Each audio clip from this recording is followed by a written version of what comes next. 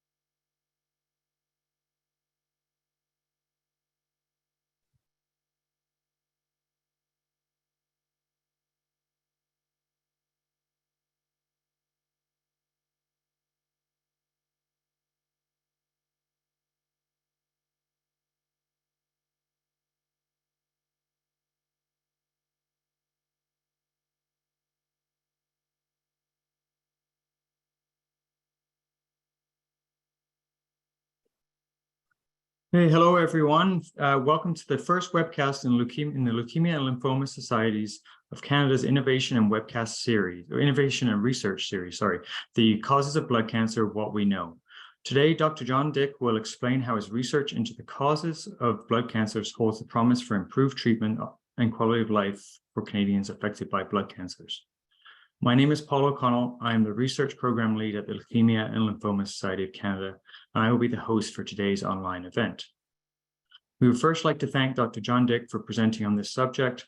The question posed today, what causes blood cancers, is a very difficult question to answer, and we appreciate all the work that Dr. Dick and his team have done to shed light on this extremely important topic. This is a record-breaking webcast for the LLSC. We have approximately 1,700 people registered for today's event. We invite you to type your questions and comments in the question box of your Zoom webinar panel throughout the presentation, and an LLSC staff member will monitor the questions. I will read some of your questions aloud at the end of the presentation during the question and answer period. Please keep in mind that since we have such a large audience today, we may not be able to answer all questions. Also note that Dr. Dick will not be answering any personal health questions or questions that are not related to this topic. Questions of this sort will not be read aloud during the question and answer period. Rest assured that if we do not get to your question during the live presentation, a community service lead will contact you after the webinar. Today's presentation will be recorded, therefore you can listen to it again on our website, bloodcancers.ca. Before we begin our main presentation, I would like to share with you our mission and highlight some of the resources that might be helpful for you or someone you know. Go next, please, John. Mm-hmm.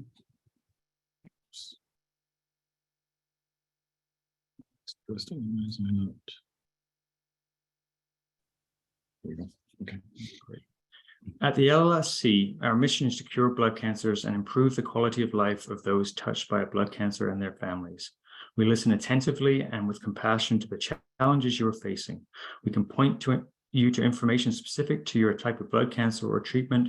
We will help you get organized to manage and take charge of your care, and we can identify services that would be beneficial to you.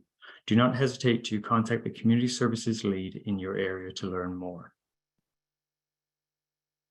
Our website, bloodcancers.ca, was designed with you in mind to ensure easy and personalized navigation no matter your current circumstances. On our webcast, you will find fact sheets and booklets, animated educational videos, webcast recordings, podcasts, and much more. Visit www.bloodcancers.ca to access any of these tools. Another resource that can help you is the LLSC Health Manager app. This free app can help you track side effects, medication, food, and hydration. The app also helps to offer medication reminders and has a nutrition meal planner along with many recipes to help you get the nutrition you need. The app also allows access for a caregiver and is free to download in the App Store on Apple or Android devices. Our virtual support programs, oh, sorry, I think we skipped one here. No, sorry. Oh, no, never mind. Okay. Sorry about that. Our peer support program is a support service that matches people affected by blood cancer, caregivers and their families with trained volunteers who have been touched firsthand by blood cancer and share similar experiences. Whenever possible, participants and volunteers are matched based on their age, gender, and diagnosis, or the issue that is most concerning to you. Contact the community services lead in your region to learn more. Our virtual support groups from coast to coast are professionally facilitated and offer a safe place to share experiences and inspire and encourage others affected by blood cancer and their caregivers. Visit our website, bloodcancers.ca, to learn more and join. It is now time to introduce our speaker today, Dr. John Dick. Dr. Dick and his team's seminal contributions to the fields of molecular hematology, stem cell biology, and oncology have been recognized by numerous prestigious awards at the provincial, national, and international levels. Dr. John Dick is one of Canada's pioneering scientists in the field of cancer stem cells, a revolutionary idea that tells us that not all cancer cells are the same. Dr. Dick made the first discovery of leukemia stem cells in acute myeloid leukemia, or AML, and his research has provided important insights into the understanding, diagnosis, and treatment of AML. Dr. Dick will explain how his research into the causes of blood cancers holds the promise for improved treatments and quality of life for Canadians affected by blood cancers. Mm-hmm. Thank you for being here today, Dr. Dick. Great. Pardon me. Well, it's a real pleasure to be here and to talk to you about the work that we're doing. So what I want to do today is to talk about sort of these main topics, and that is, what's a stem cell? And I'm focusing mainly or only on the blood system. Why are we interested in stem cells? And how do our understanding of stem cells, tell us something about leukemia, which is a blood cancer, a kind of blood cancer. And so, where does a blood cancer, where does the leukemia come from?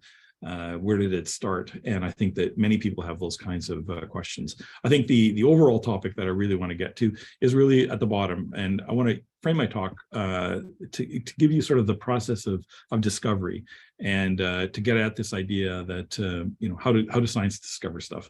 I'm going to cover a fair bit of work. Hopefully it's not going to be too dense for you. So we'll see how we go. So I study the blood system, and I often use this slide in a lay audience. So when I talk about hematopoietic up here, what I mean is the blood system. So it's a word that we use sort of interchangeably. And what I want to get across with this sort of idea of a pyramid is that, the pyramid has big base. And then it starts from the little apex at the top. And so the idea is that, we have many blood cells in our body. We make more blood cells in a day than any other tissue in our body. We make almost, 10 to the 11th cells. So that's like a lot of cells, trillion kind of cells. And many of those are actually red blood cells and megakaryocytes, and megakaryocytes make platelets. There's other kinds of cells. So these T cells and B cells are cells of your immune system that fights infection.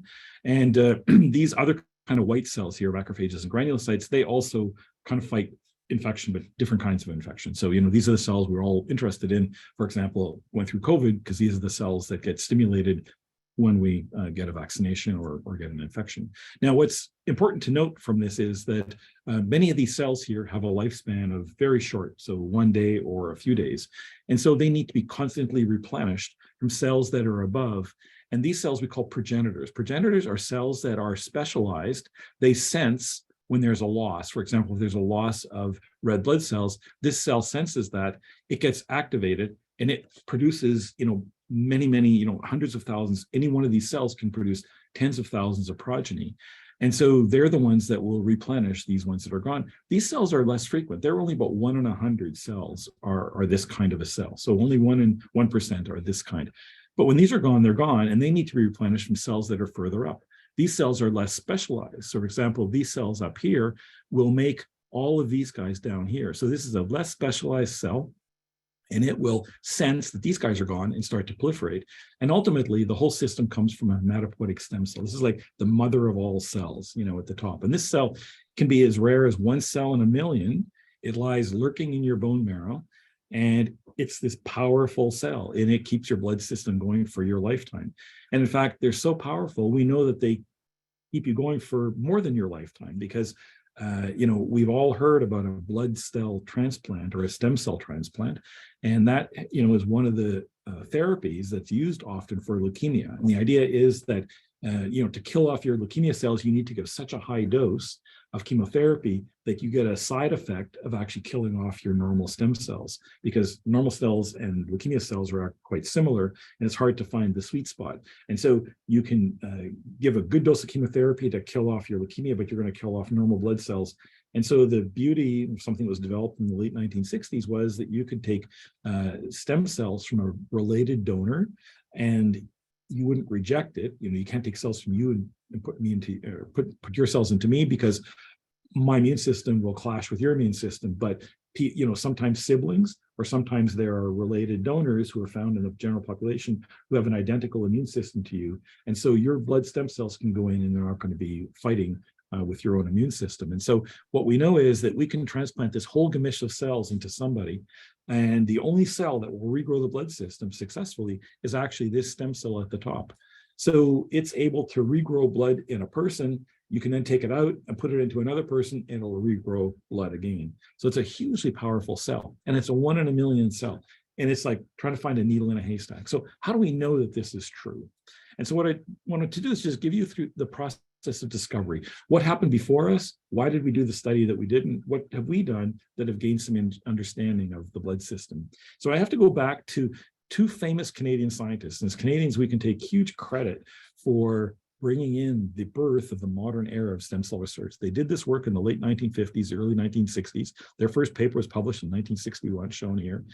Jim Till and Ernest McCullough were two scientists in Toronto who basically were looking at, so I'll just set up the study as to why they were doing this. This is the late 1960s, late 1950s, 1960s. So what was happening was that radiation therapy was just kind of coming into its fore, and everybody in the cancer world was really interested in using radiation to kill cancer cells.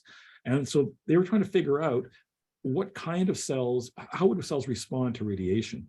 How would normal cells respond to radiation? How would cancer cells respond? And so they were starting some experiments to figure out how normal blood cells responded to radiation. Now, of course, this was also at the height of the Cold War. And so there was a lot of pressure to try to understand, if you're exposed to radiation through an atomic bomb, how are you dying? What are your most sensitive tissues? And so what they did is they were working in the mouse system. They took bone marrow from a mouse, and they knew that there were cells in there. And the idea that there were stem cells had been actually worked out or thought about almost 100 years ago at the end of the 19th century. And so there was the idea that there was a stem cell, and there was a stem cell for each of the blood lineages, for red cells or megakaryocytes or granulocytes. So they thought that there were multiple stem cells in the blood system. And so what they did was they took bone marrow and they irradiated it with different doses: high dose, medium dose, low dose.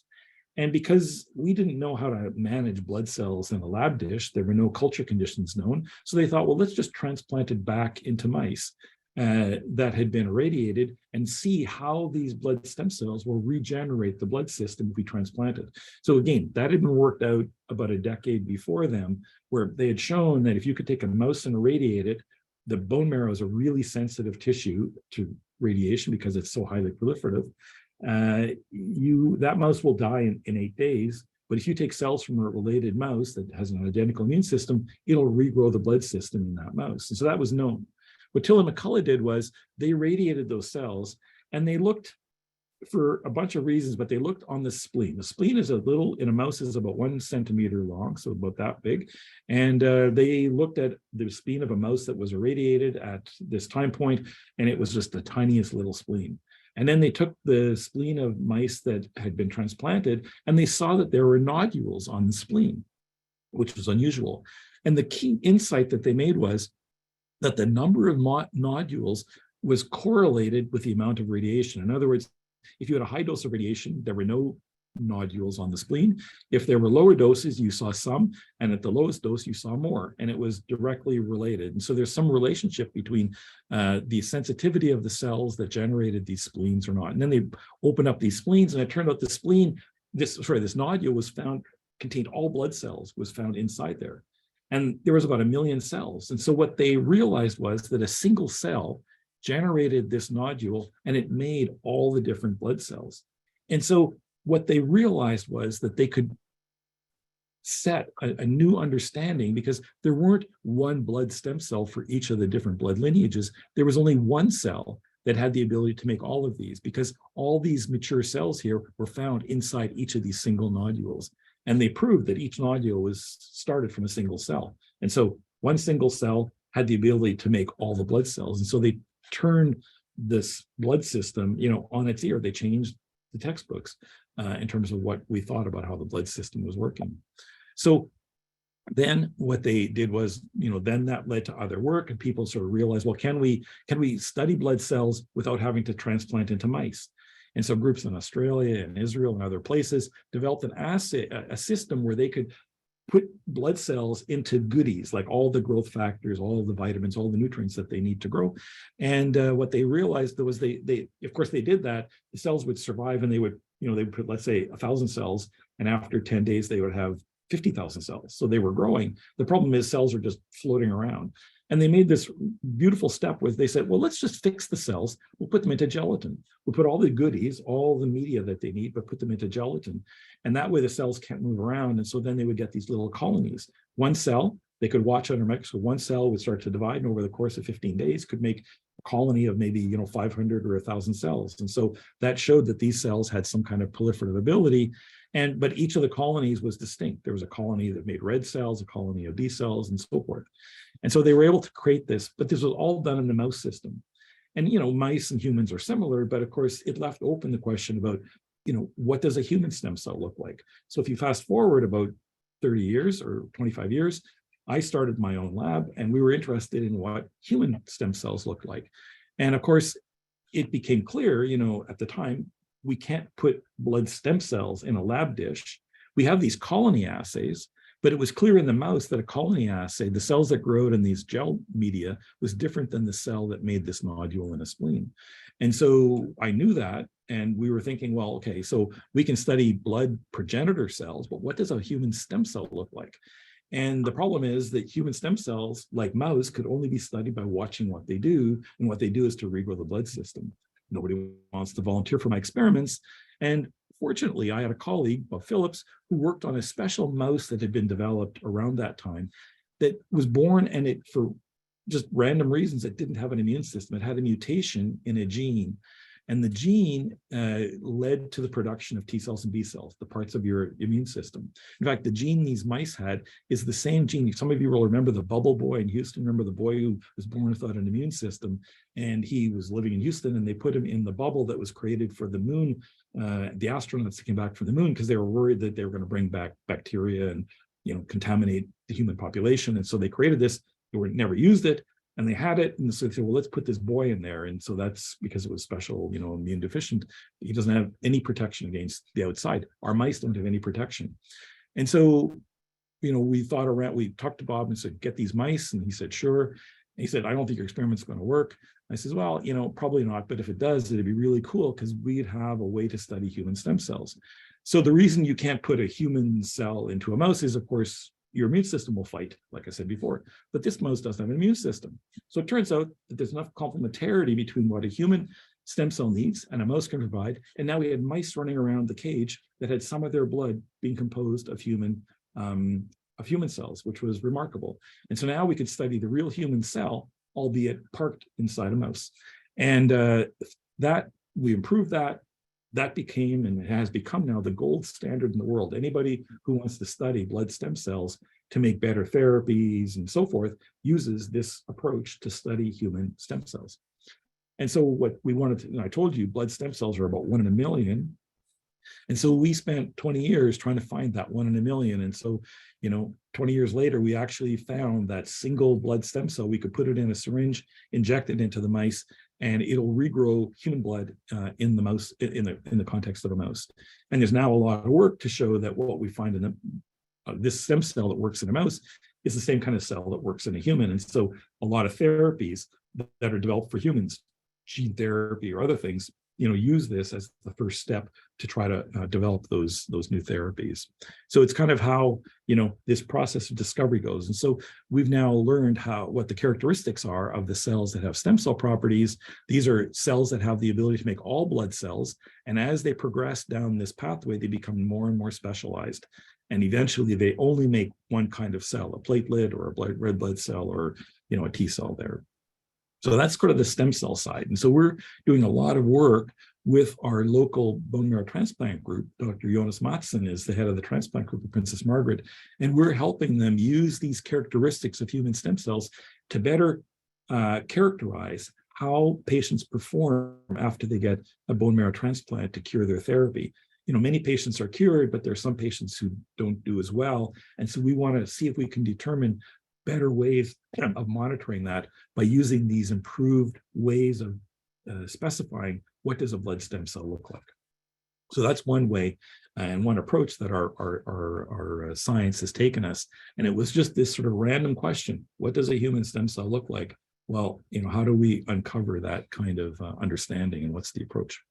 Okay, so I think everybody here, many people are interested in stem cells, but I think people in this audience are interested in blood cancers. And so this is broadly what happens in a blood cancer. So I showed you these pictures. You have a very ordered system. One blood stem cell here can go on and make all the mature, back here, sorry, just back up 1 second.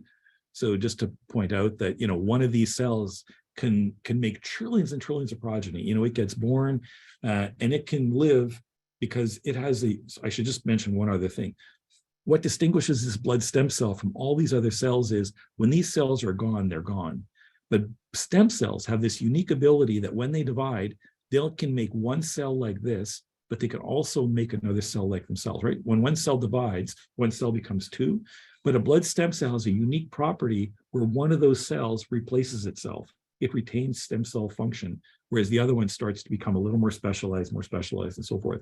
We call that self-renewal. It renews itself and retains stem cell property. And that's still the holy grail. What makes a stem cell have that ability? What makes one cell in a million have that ability? And that's what we're spending a lot of time to uncover. So this is a well-ordered process. But what happens is sometimes the process goes wrong. Too many cells are being made, so it just keeps generating too fast, and the cells don't mature properly. And if they don't mature properly, they don't die properly. Remember, these cells, many cells in your body are dying every day. If they don't die properly, they pile up.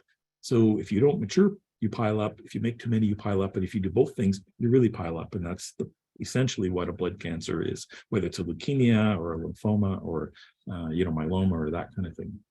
And so if I start now and I ask you, if I give a talk at a big science audience, and I ask this question, what's cancer? Or if I stand on the street corner and just ask a random person nearby, what's cancer? I'm going to get a really common answer, which is, and it's all true, it's cells that grow too much.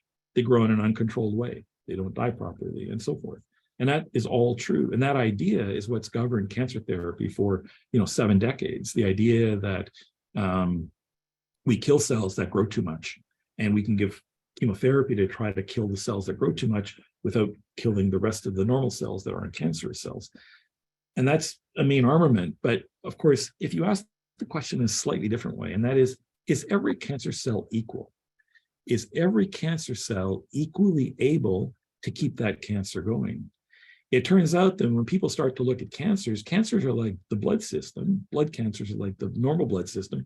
Cells are growing, and they're being born, and they're dying. Just like normal cells are being born and they're dying.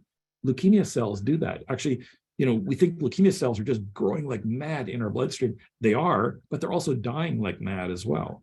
And so if you ask a question, if a cell was born today and it's dead the day after tomorrow, it's probably not a cell that I'm really interested in. On the other hand, is there such a thing as a stem cell for that cancer, which is born today, but it's going to keep going, a year from now, and it might survive therapy, and it might cause my leukemia to regrow. And so this idea is every cancer cell equal. and equally able to keep cancer growing? It was a question that we started to become interested in. And so the question is, how do you study this idea? And so again, the paradox is you can have leukemia cells that are growing rampantly in the bloodstream of your body, but we still can't, even today, after decades of study, we still don't really know how to grow certain kinds of blood cancers in a lab dish. We don't know the factors that they need, the environment that they need. And so we realized that this was true. And because I told you we had started to put normal blood stem cells into mice, we thought to ourselves, well, why don't we try to put human leukemia cells into mice?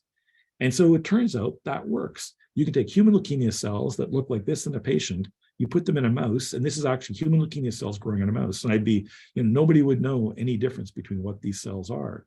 It turns out that, having a mouse run around the cage, but having actual human disease is really, really important. There's been a lot of advances in cancer therapy by studying mouse cancers, because they copy a lot of things that happen in human cancers, but you need to know what's actually happening in a human. And again, if you can't grow the cells, you can't study it, can't do experiments on people. And so we could use these mice now to really study everything we wanted to know. And one of the questions we wanted to know was, is every leukemia cell equal? Is every leukemia cell equally able to pass leukemia if you transplant it into mice? And so we did an experiment where we took 10 mice, we transplanted 10 million cells. We took another 10 mice, we transplanted 5 million, another 10, 1 million, and another 10 at 500,000. And we just waited and asked which ones got leukemia.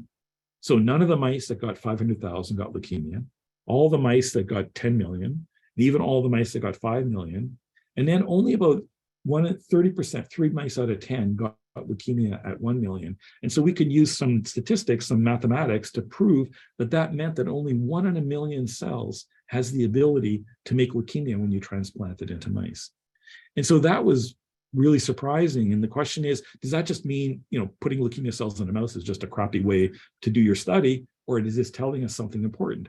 I might have told you that you could take that gel, that assay where you put growth factors into media, or into cells into media that's in a gel, into gelatin. You can grow little colonies of leukemia cells, and that frequency of that cell is about 1 in 100. And so 1 in 100 will make a colony in a lab dish. Only 1 in a million makes a transplant if you transplant it into mice. And the question is this just a crappy way to study this kind of a cell, or is it a different kind of cell? And so this is the experiment that we did. I'm going to show you real data. I know you're not scientists, but I think I can run it through. So this is done by my great colleague who was a fellow in my lab, Sri Lapido. And what we did is we took human leukemia cells from our leukemia colleagues, our clinical colleagues, and we were able to monitor these leukemia cells. This is too much detail, but I'll just say it. You don't have to understand it in detail, but essentially all cells in your body and leukemia cells have proteins on the membrane. And those proteins, in this case, there's a protein called CD34, there's a protein called CD38, doesn't matter what they are, but not every cell, each of these dots, each of these black things here is actually a dot that goes through a machine, and we monitor how much CD38 or how much CD34 it has on it. So you can see there's a whole bunch of cells here that have both of the markers because they're high here and they're high here. There's a bunch of cells here that are negative for both markers. And then there's some that are positive for only that one, but they're negative for this one. There's some that are positive for 34, but they're negative for CD38. So you can bin them into these different pots. And what we did is we purified them. You can use a machine to do that. You purify cells that look like that, purify cells that look like that. We transplanted them into mice. Now, I did two things. We put these cells into those colony assays, and you could see there were lots of colony forming cells in this group as well as this group. So they were in both groups. But when you transplanted them into mice, what we found was that all of the cells that got these guys up here, so again, this is real data, each dot here is a mouse. This is the amount of human engraftment, leukemia engraftment in a mouse. And you can see these mice are all zero. Doesn't matter how many cells you transplant, they're all zero. So those cells up here, cells here, they never give leukemia when you transplant them in a mouse. But these guys here all have leukemia engraftment in them, the ones that come from down here. And so what that meant was that all these cells here never have the ability, even if you transplant millions and millions of cells, what is this, 50 million or 5 million cells. They never cause leukemia. And that comprises something like 99% of the leukemia cells. Only 1% of them land in this fraction. So this rare fraction is the only one that has the ability to make leukemia. And that meant that these guys that make these colonies in a lab dish have no ability to make leukemia when you transplant them in a mouse. So this proved that there was a cell that had stem cell-like properties. They behave just like a normal blood stem cell. It'll regenerate. In this case, it doesn't regenerate a normal blood system, it regenerates a leukemia. And so that led then to this idea that if this is a cancer and there are different cells in a cancer, the idea that was in the literature, in the textbooks, everybody thought it when we started our experiments, that every cell had the ability to remake leukemia. What we showed is that that idea is actually not true. In fact, it's only some cells here that had the ability to remake leukemia. And when they did, they remade all the other colors, if you like. The purple cells here didn't just make purple, a ball of purple cells, they made a ball of cells that are distinct and had all these other sort of properties. And so it was just like a stem cell. It's just a stem cell that remakes the leukemia. And so it led to the idea that not every cell is equally capable of sustaining tumor growth. Some cells are better than others. And so, here we go. And so it's the idea that there's a stem cell, but it's a stem cell for the cancer. And this turns out to be true, and not just in leukemia. We did our original work in 1994. And after that, people began to look at other kinds of solid tumors, and it turns out it holds for other tumor types. And one of the great experiment was done by my colleague, Peter Dirks. He was a new colleague at the Hospital for Sick Children when I was working there, and he knew about our work, and he was working on brain cancer. And he says, John, I want to see if our brain cancers work like your leukemia cells. And lo and behold, they did. And he had a groundbreaking paper in 2004 that really broke open the idea that this isn't just reserved for blood cancers, this is true for solid cancers. And then other colleagues, actually in Toronto, I had a surgical colleague, Catherine O'Brien, who worked with us on colon cancer, and other colleagues in Toronto worked on musculoskeletal cancers and others. So these are actually Canadian contributions. So we can take a lot of pride in the idea that we are translating this idea into other kinds of cancers. So why is this important? Well, it's important because I told you many cells here, all the cells, the green cells, the purple cells, the gray cells are dividing a lot. They're the ones that are making lots of cells in your bloodstream. And you give chemotherapy, these cells just melt away. The disease looks like it goes away. The problem is that these cancer stem cells, these leukemia stem cells, behave differently than these rapidly dividing cells. They actually lie dormant. They can lie dormant for long periods of time before they get activated. And when they're lying dormant, they're not sensitive to chemotherapy drugs that are killing dividing cells. And so you think, and these are 1 in a million cells, right? So the tumor looks like it goes away, but these cells are still lurking there. And because they're stem cells, they can regrow the tumor at some later time point, 2 years from now or 5 years from now, and so forth. And so the idea is that if we know this now, we need to devise therapies that are killing off all the dividing cells, but they don't leave behind these residual cells, these cancer stem cells, that they will also, lead to remission so that they won't grow back. And so, we and others are doing a lot of work to try to understand the properties of these cancer stem cells, to try to harness them specifically, because their properties make them a little different, and they need different kind of targeting than killing cells that are dividing too much. John, can I just interject for 1 second, please? Are you able to increase the size of your cursor? People. Oh, it's a little small. Find out. Okay, it's large. Oh, I see. Yeah. Okay, I'm looking on my screen and I realize it's really, really tiny. Okay, let me see what I can do here. Thank you. Maybe I'll use highlighter. How does highlighter work? It doesn't work very well either.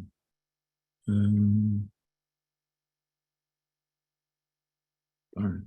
Yeah, it's really small, isn't it? Try a laser pointer.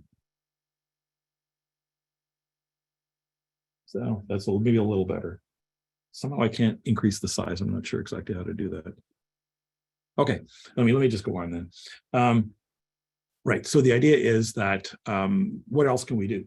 Well, this system where we can take human leukemia cells and put them into mice can be really cool, not just for studying, cancer stem cells, but we can also test new drugs, right? So I can come in one day and think to myself, I was reading a paper and I'm thinking about our data. I think we should use drug X, to target human leukemia cells. Well, I can't go to my colleague across the street in the leukemia clinic and say, here's some drug X. Can you pour it into this patient and see whether it works or not, right? It doesn't work like that. We need, decades of work to try to get all the safety data and everything to get a new drug into clinical trial.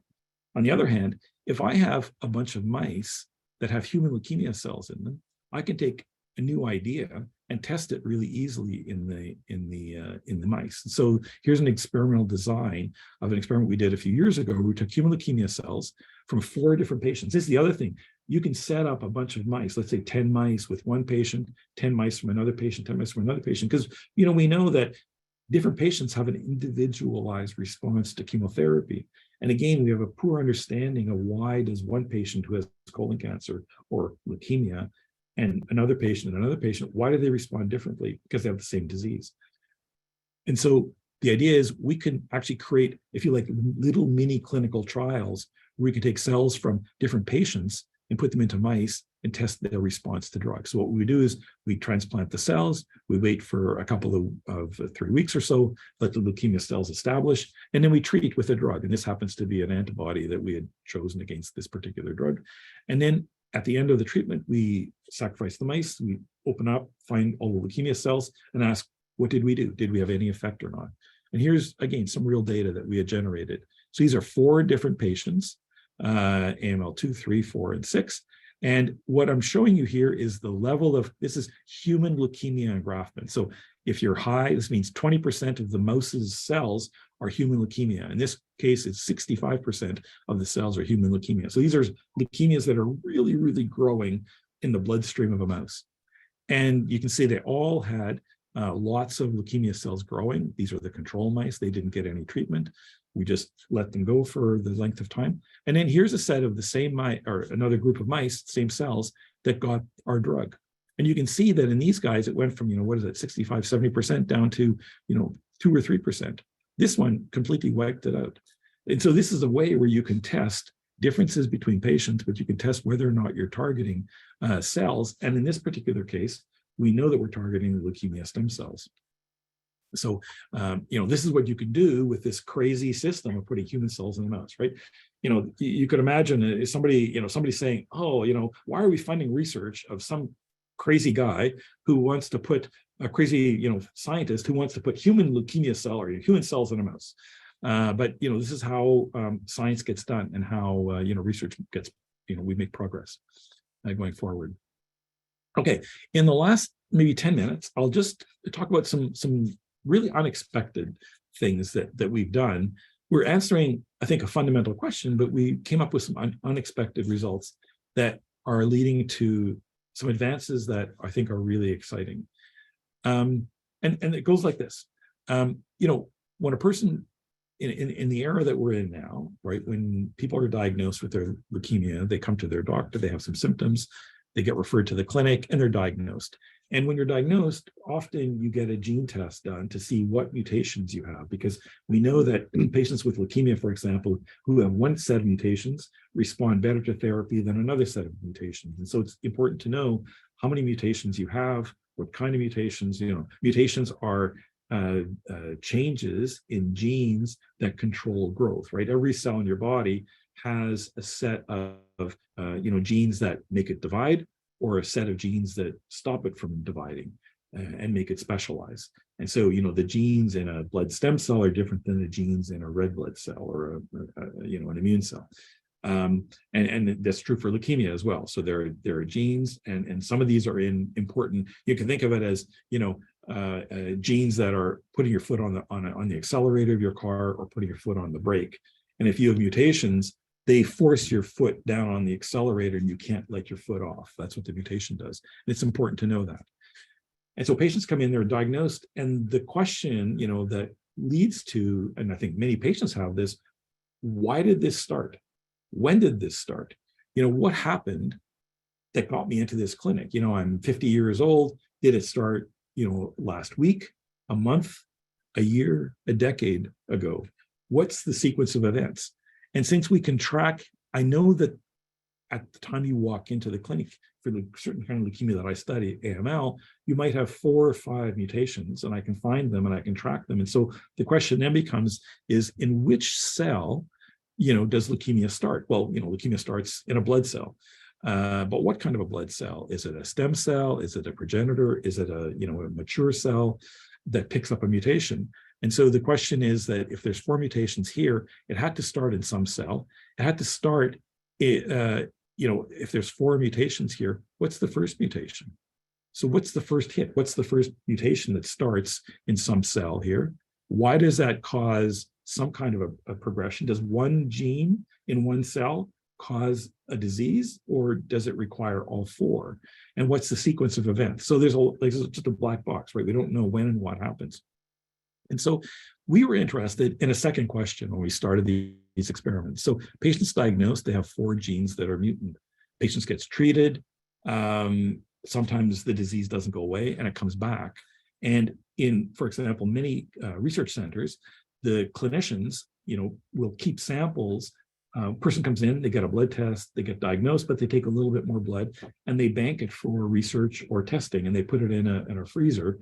And our biobank at Princess Margaret has, 10, 20, 30,000 samples of patients collected over the years. And some of those patients will relapse. And we also keep a sample then when they relapse. So we now have a blood sample taken when they were diagnosed and a blood sample when they relapsed. And we were interested in asking, how does the leukemia change between diagnosis and relapse? What are the kinds of mutations that change? Is it the same? What gets added on? We know that when the disease comes back, it often isn't treatable anymore. It's very hard to treat when a disease relapses. And so what's changing? What's causing that? And so we were doing these experiments, and this was done at a time when gene sequencing was just starting. We were new at it. Our genome center was new at it. And I had a postdoc, Lorenz Slush, who was well trained in that area, but he was also new at this. And so we had assembled a study to do this. And what we found was something else. And that often happens in science. We wanted to study one thing, and we ended up finding something completely unexpected. So this is what we did. We took 10 or 12 samples where we had the diagnostic sample, and we also had the relapse sample over here. And so we did this targeted sequencing. We were monitoring 100 genes or 103 genes. And now I need to tell you one thing because it makes sense in a second, but when you do gene sequencing, I can tell you, okay, there's 4 mutations in this particular sample. But the question is, did you, because you're you, are those mutations just found in your leukemia cells? Are they true leukemia producing mutations? Or are these mutations that you have when you were born? In other words, if I just sequence your DNA and I sequence the DNA of somebody else, maybe you just happen to have one of those mutations and it doesn't cause any cancer. It's just a mutation that you have. To cause it a mutation means it causes the disease. And so you need to test whether or not the mutation in the blood cell is the same as or different from the mutation in the person. So what you do normally is if you have a blood cancer, you simply take a swab of the cheek because, of course, the cheek is just skin cells. And so you're testing if my skin cells, do they have the same mutation as the blood cell? Then I can say, well, it's a mutation, but it's not a mutation that causes leukemia. It's just a mutation that you happen to be born with. On the other hand, if there is no mutation in your cheek cell, but it is in your blood cell, then I know that that's a cancer-causing mutation. And so you need to do this control. We call it a test. And the problem was we were using samples that came from the biobank. We couldn't get access to the cheek of these patients. These samples were collected 10 years ago. And so we thought to ourselves, well, in the blood sample here, yes, there's lots of leukemia cells that's here, but there's also normal cells there as well, right? About 20% of the cells are normal, 80% of the cells are leukemia. And one cell that's never part of the leukemia I study is a normal T cell. So we sorted out the normal T cells and we used that as this so-called germline control. And this worked beautifully for 102 out of the 103 genes. The T cells were always negative. And if they were positive for the cancer mutation, it would only be found in the leukemia sample. But what Lorraine came to me one day, because there was an error in the first study, and he was just looking, we're going to throw away the data. He was just looking at it. And he said, John, because before we threw it away, we thought, well, we'll just study it just to make sure we understand how to find mutations and how the computer works and all that. It was just like a test.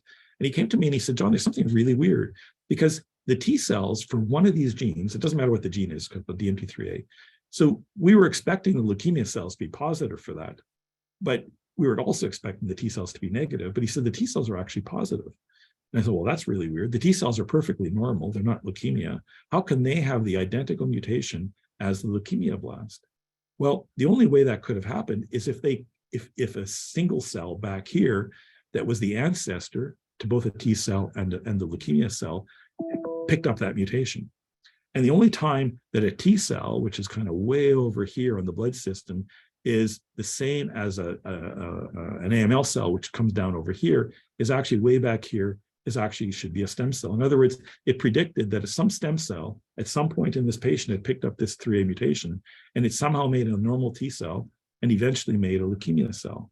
And so we studied this in more detail. I'm not going to, this is actually, again, real data, so just follow with me. So we were monitoring two genes, this gene called DMT3A and NPM1C. So leukemia cells always have both copies of this gene. And you can see that, both black. These are the leukemia blasts over here.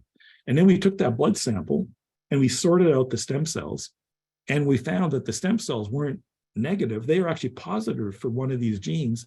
And it was only the DNMT3A gene. They hadn't picked up the NPM1 gene. And so what that told us was, oh my gosh, the blood stem cells that are actually normal in that person, the day they're diagnosed, actually are carrying one of the first genes that actually caused the leukemia. And so this is like, what we were doing is we're stepping back the steps that it took for that leukemia cell to become abnormal. And I have a sort of a graphic here on that. So if you think of it, so I'll just skip over this. And so the idea is that if this is the blood system, you have all these different cells. We answered three huge questions with this kind of crazy experiment that we were going to throw away. And that was, we could find at the time the person was diagnosed, we knew that it was a blood stem cell that had picked up the first mutation, DNMT3A. It wasn't any of these other cells down here, only a blood stem cell. That blood stem cell continued to behave normally. It continued to make blood, but it eventually set up a cascade where additional mutations were picked up. We hadn't done that in this study. That's like future work, but that must have happened, that this blood stem cell had picked up other mutations that eventually led to the leukemia.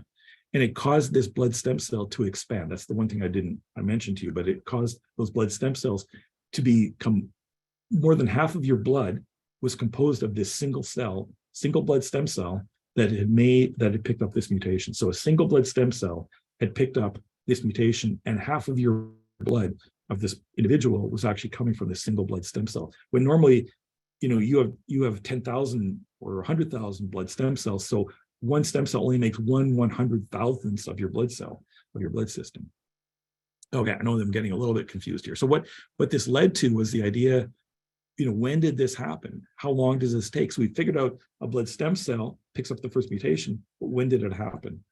And just to finish in the last minute, I think I can finish this in the last 2 minutes. We wanted to answer this question. And this was like, again, we had to collaborate with other people because I didn't know anything about these kinds of studies. But we needed to ask the question, are there people in the normal population who have blood stem cells that have picked up a leukemia mutation? Because that's what our data would have said, right? Is that sometime this person picked up this first mutation, it picked up in their blood stem cell, it caused an expansion, but when did that happen? How long ago? Was it a year? Was it 10 years? Was it earlier? Or was it a week before?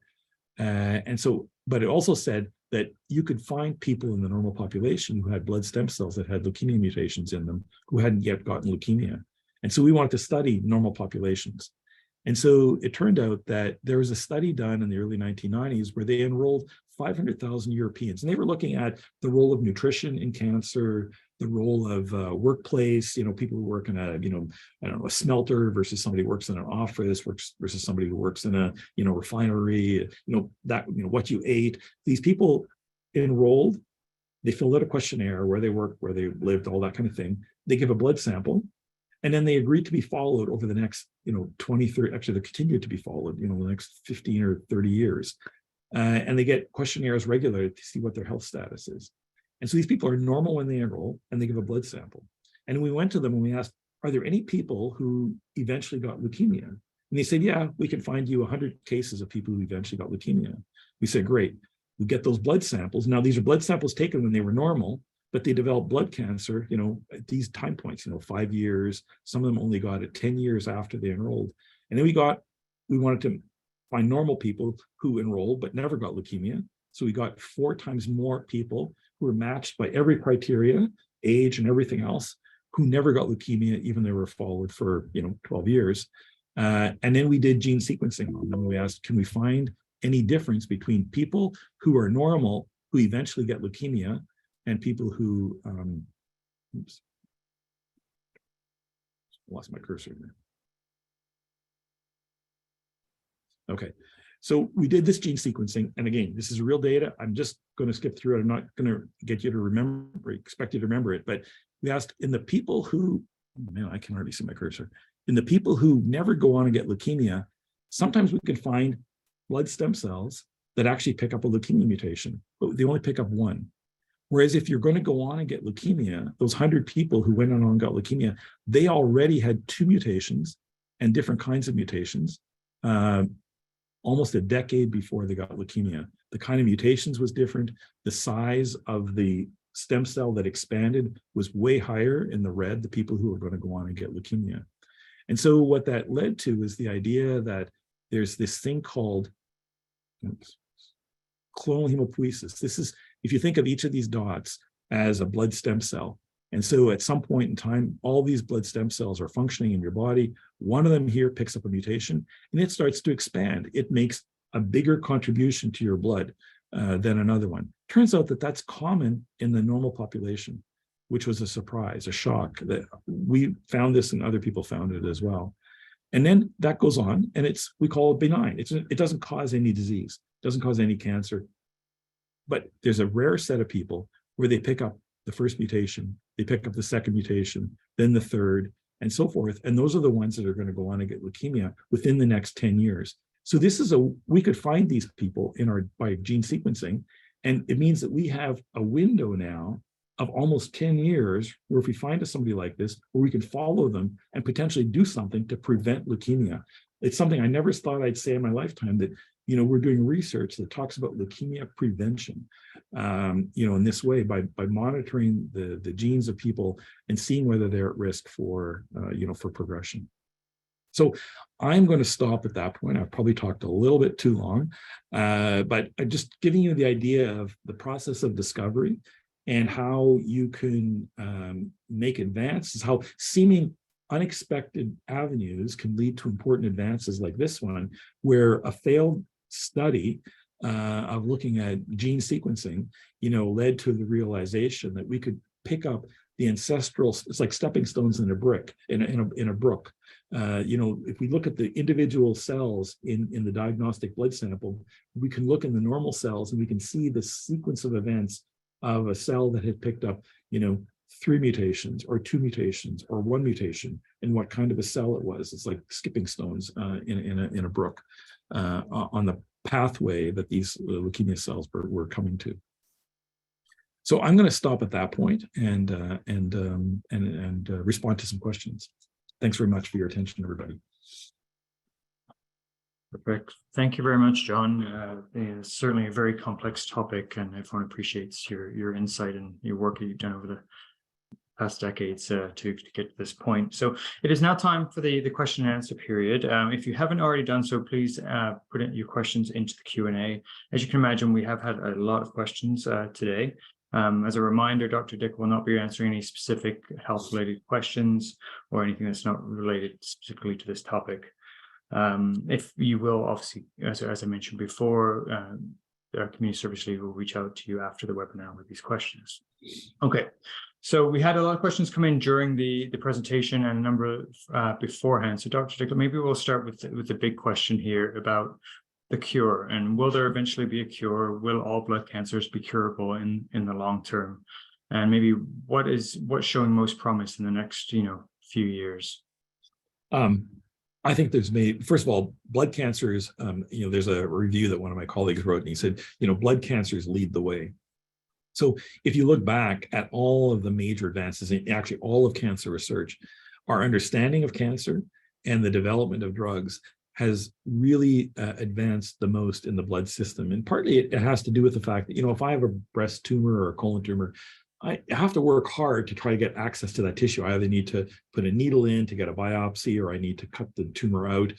Very complicated. Whereas if I have a blood cancer, I just have to take a blood sample and I can get the whole, normal tissue, and I can get, the cancer tissue, and I can study it. And so, I just will remind people that in the 1960s, early 1960s, when a child got leukemia, they were typically diagnosed, and the death rate was greater than 90%, and it would be within weeks or early months.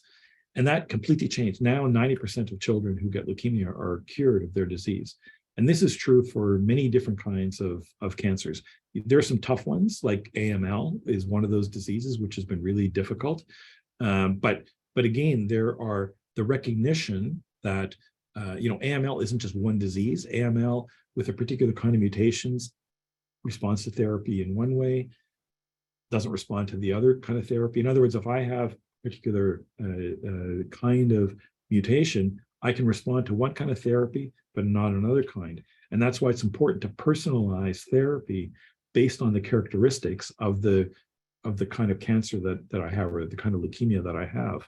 And that has really advanced. So there's, a new drug, venetoclax, for example, which, it looked like it was going to be the miracle cure, but it worked in some patients and not others. And now people are beginning to realize that there's one set of AML patients that really respond well to venetoclax and another set that don't, and they need something else.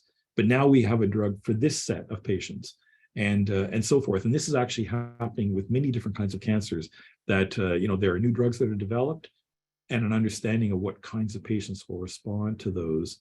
And then you can tailor therapy better. And I think that, for the lymphomas, for the myelomas, there's many different kinds of blood cancers where there's, not just one possible drug, but there's many new drugs that are coming forward. And so I think that there's going to be a real, there is already, but there will continue to be more advances as we go forward. Thank you.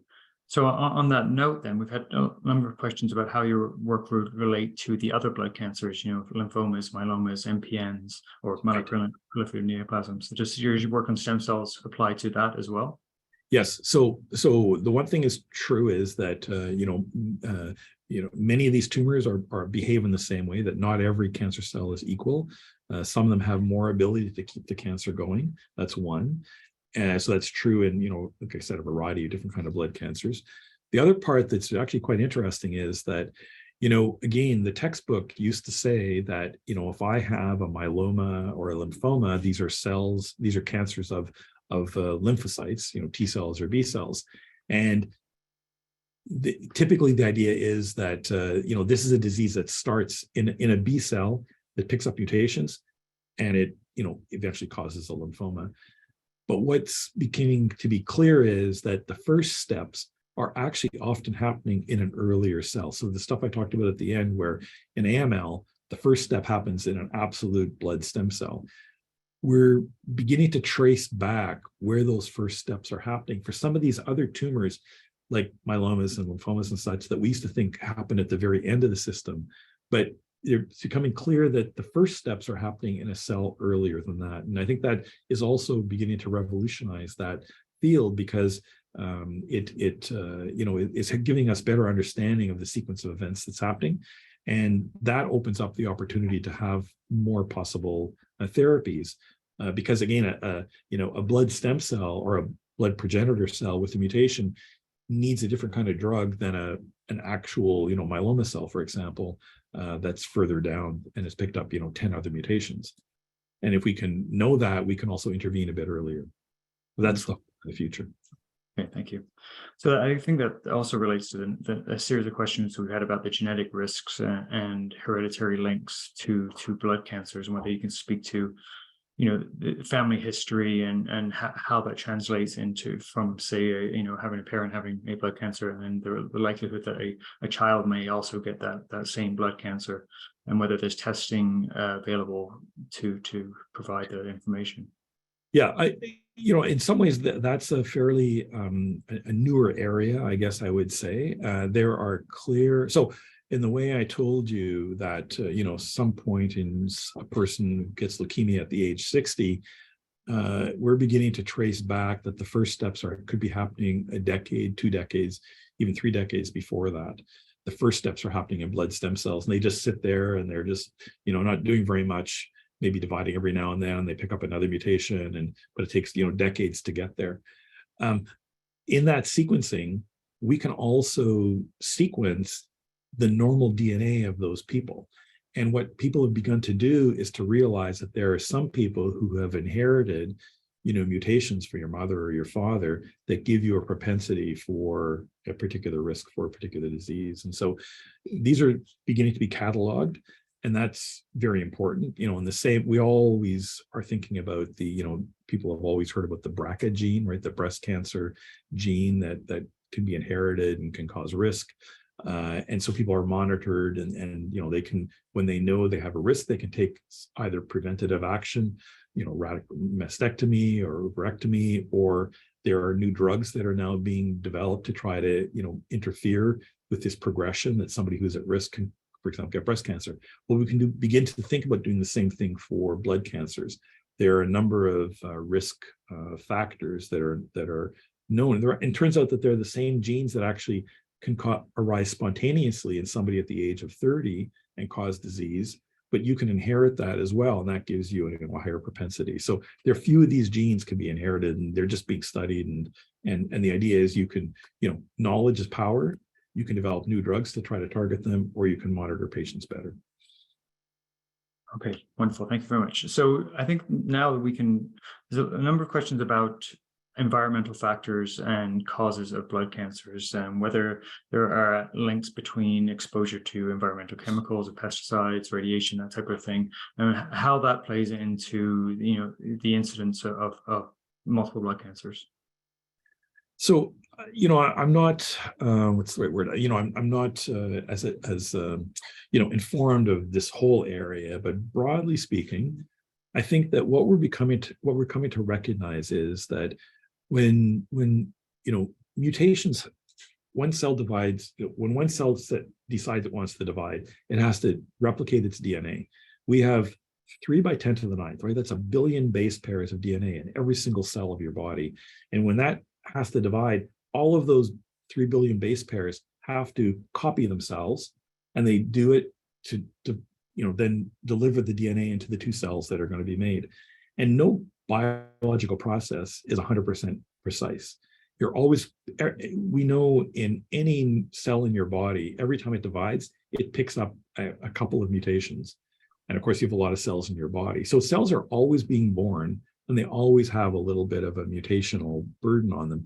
It's just most of those things don't matter to the cell. It's just if it happens to hit one of these major regulatory, genes, the gene that puts your foot on the accelerator, the gene that puts your foot on the brake. So, but on the other hand, it's also true that what isn't causing a problem in a cell in this environment, if I put myself in an environment where I have more inflammation or more processes like that, it can influence the behavior of a cell that has a mutation in it now. And I'll use it as an example. There's a gene called P53. It's a gene that is very important in how cells control their cell division, and they protect their DNA. And people can actually inherit this gene P53. You can acquire it in your blood cells. And if you acquire it in your blood cells just at the age of 20 or 30, it often doesn't do anything. It doesn't give that stem cell a bad outcome or anything. On the other hand, if that person is exposed to chemotherapy because they happen to have, for example, a breast tumor, and they happen to get chemotherapy, their blood cells are now exposed to this chemotherapy, and that gives that stem cell an advantage. So in normal setting, nothing would happen, but because they have been exposed to chemotherapy or some sort of toxic, that cell has an advantage, and that can cause a cascade of events. And that's why people who, for example, have a solid tumor get treated can sometimes have an increased risk of a secondary blood cancer that comes, a decade later or 10 years after their therapy. And it's because of this. So the idea is that the environment does play a role in, in influencing the behavior of what's otherwise a random process. Randomly, cells divide their DNA, they pick up mutations. That's random. You can't control that. Cancer is born within us. It's part of life, or the change in our DNA is a part of life. But we can influence the behavior of that by the environment that we're in. That's a bit of a complicated answer. So the answer is yes, but it's an area that's being studied. It's not as simple as saying, I get one exposure to something that's going to cause an increased risk. It's more subtle than that. And we're actually really trying. Our community is really trying to study that in more detail. Thank you. And so if we're looking at lifestyle factors that can affect or help to prevent a blood cancer from occurring in the first place, is there anything in terms of diet or removal of stresses and things like that from the environment that can play a factor, that are known to play a factor in helping to prevent blood cancers? Yeah, I'm not the right person to answer that question in a really informed way. I think we're coming to understand. The one thing I will say is that we're coming to understand sort of the role of sort of inflammatory processes in shaping the blood system. As we age, remember I told you 1 in 3 people pick up this clonal hematopoiesis. And it turns out that can be influenced by the amount of, inflammatory sort of stresses that we undergo. And I think that there's going to be more research to try to understand how, inflammatory processes sort of shape the blood system and how that can influence the blood system as well as set off, cascades going forwards. And so, it's not as simple as saying, we should all be on anti-inflammatories. It's not like that, because inflammation can also be a very positive thing, a very important thing. But I think as a field, we need to really understand this. I think the field is really taking much more attention to the idea that the environment, that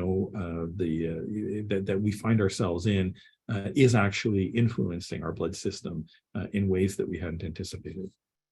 Okay, thank you. I think we have time for just a couple more quick questions here, but we have Dr. Dick mentioned, I'm reading a question obviously here. Dr. Dick mentioned the sweet spot. Does a cure rest on this? Is the cure dependent on finding that sweet spot?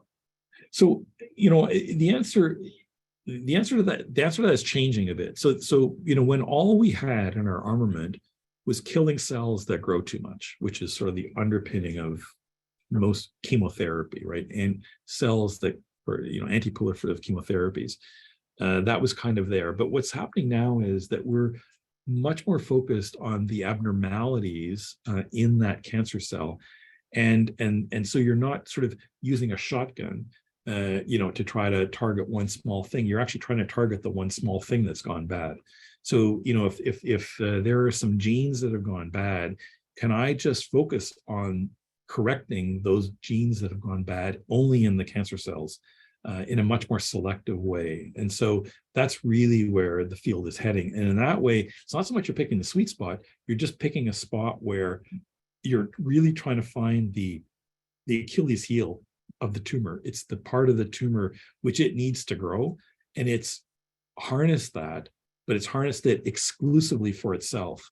And then we can begin to target that much more effectively. And then it's not so much the sweet spot, it's more targeting the things that have really gone bad. Thank you. And so we'll end it with this last question here then. How can people become involved in studies that are looking at these genetic mutations, these preventative measures, so that we can get a better understanding of these processes? So I would say 2 things. So our research is, we could not do our research without you, without the public. And we do it in 2 ways. One is that a lot of our normal stem cell work gets done by using cord blood stem cells. It's hard to get blood stem cells out of a bone marrow of an adult. You got to put a needle in, you got to get it out.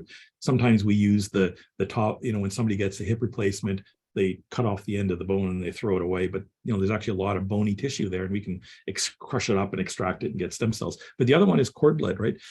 Baby's born, there's the placenta goes, the cord's there, it gets thrown away. but there's actually a lot of rich stem cells in that cord, and so we use it. But the patient, the mother, has to consent. So consenting to have your tissue used for research is really important. When you go into the clinic and you're diagnosed with your leukemia, they're going to take a blood sample as part of your diagnosis, but they're going to ask you, would you agree to have your blood sample be preserved for research? Like I said, our biobank has thousands and thousands of samples, and that has been the lifeblood of our research. So consenting for that kind of work is really, really important. That's how you can participate directly in our research. And then finally, when your clinician comes to you and says, you know, we think we have a new drug here, but we don't know what the answer is. We don't know if it's a good drug or not. Would you agree to, you know, participate in a clinical trial? And again, you know, to participate in clinical trials is really, really important. It serves you. There's a lot of evidence that people participating in clinical trials end up having better outcomes than not. And secondly, you're contributing to, you know, the future. The people who come behind you, you know, can learn from the clinical trials that are done. So those are all, you know, patient public participation in research. And then, of course, you know, calling your MP or MLA and saying, you know what, we really need to have a research culture in Canada to be supported to the highest amount so that we have, you know, can get those real advances coming to ourselves in our own country without having to wait to import them from other countries. And so having a robust research infrastructure is really important. And advocating for that, I think, is really good. Great. Well, thank you once again, Dr. Dick, for a fabulous presentation. We've had so many questions coming in, and we'll be having to follow up. But we invite you to the next Innovation and Research Series webcast about precision medicine on June 28th. In this webcast, Dr. Ali Carson will talk about the latest research developments in precision medicine and the importance of finding the right treatment and improving treatments for each of us. Visit www.bloodcancers.ca to register. Last one. Oh, sorry. And finally, I'd like to remind everyone that we are here for you. Do not hesitate to contact us if you need any more information or support concerning this topic or any of our services. All of our contact information is available on our website. And please note that a short survey will be sent to all participants after this webcast. We would greatly appreciate you taking a moment to fill it in, as this will help us offer the most valuable information in the near future. Have a wonderful rest of your day. Thank you very much.